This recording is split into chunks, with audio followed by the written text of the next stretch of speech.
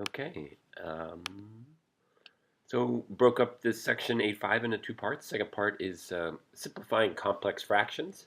So what is a complex fraction? It is a fraction that contains a fraction in its numerator or denominator. So I can make something up right here. Let's say I had 1/2 in the numerator and 2 plus 1/3 in the denominator. That is called a complex fraction. And you are being taught two different methods, and you get to choose on all problems which method you'd like to use. So the first method is simplifying the numerator and the denominator by writing each as a single fraction. So like in this example, we would add this piece up in the denominator, and then you divide the numerator by the denominator. So you would flip the denominator. So again, divide by a fraction, multiply by its reciprocal. Method 2 is you would multiply the top and bottom by least common denominator. So in this case, we would multiply this whole complex fractions by 6/6. I know quite a few of you struggle today seeing that least common denominator, and that's going to be a big part of this section as well. It just clicks for people, so don't give up. We just keep practicing. Whoops. So here's the first one. This is a complex fraction, and again, we're dealing with rational expressions, so we're throwing the variable x in. So the first method here is we're just going to simply add up the top. Well, the top's already added up, and the bottom, the numerator, added up. And nicely, they gave us a common denominator of 15. So we're just going to add up the bottom there. And you can see that x plus 1 plus 4 is x plus 5. And then here you should look at this as a fraction over a fraction. When you divide a fraction by a fraction, you multiply by the reciprocal, so we flip it. And so here's something that I really, really hope that you'll start to push yourself for. A lot of you today in class were multiplying 8 and 15, but I'm hoping you'll always be kind of looking for this reducing, right? I don't know what 8 times 15 is. I have to either use a calculator or do it out by hand. But check it out. If I reduce, and then I'd have to divide by 5, which again is more work. If you can see that 15 divided by 5 is 3, and this goes to a 3 and a 1, then I can multiply 8 times 3 and easily get 24.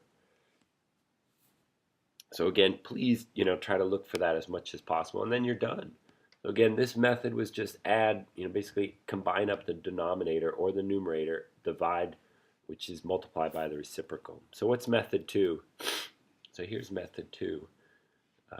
Let me see here. I think I wanted to have a hidden screen.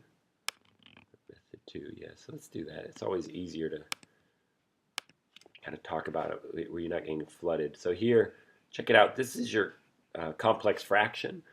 And so method 2 is saying, hey, let's clear this by multiplying by the least common denominator. So look at this. What do you think the least common denominator here for this, for an x plus 1, notice the overlap, x plus 1, and then 3x. Hopefully you're yelling into the computer, 3x times the quantity x plus 1. Oops, I did not give myself enough room.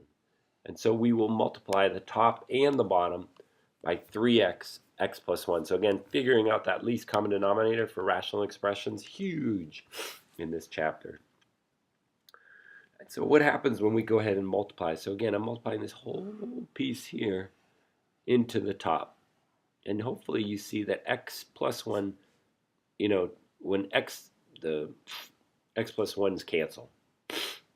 This is in the denominator, this is in the numerator. So those cancel and you're left with 2 times 3 is 6, x times x is x squared, right? And there you go.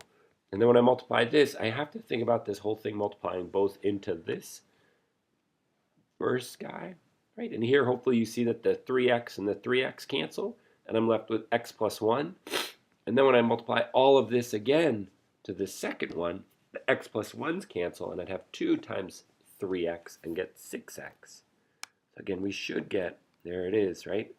It was nice. They left 1 times the remaining piece, x plus 1 and 6. We clean that up, and guess what? We're done. So I'm hoping you see this as a quicker. We never had to multiply by the reciprocal of this method.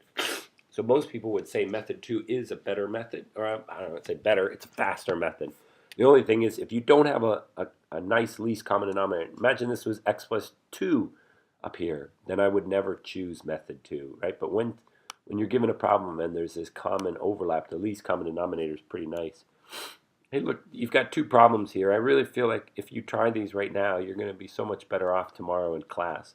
So again, I'm assuming a lot of you just don't hit pause and don't really try it, but please do, right? So hit pause.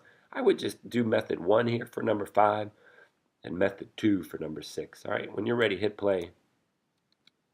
And there are your answers. So here, to add the, I just went ahead and subtracted here. So 6x minus x is 5x. And then,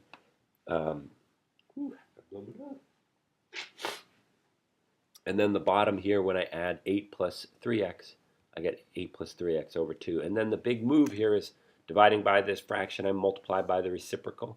And again, hopefully you cancel this 2 with the 4.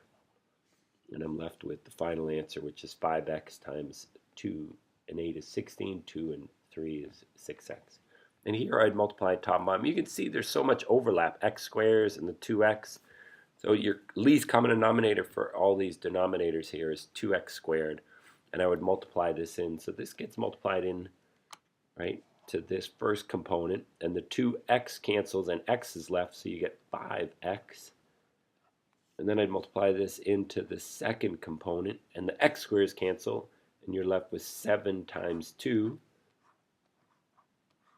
And then the bottom here, when you multiply 2x squared into the first term, the x squares cancel, and you get 2 times 3, which is 6. I'm just going to write it.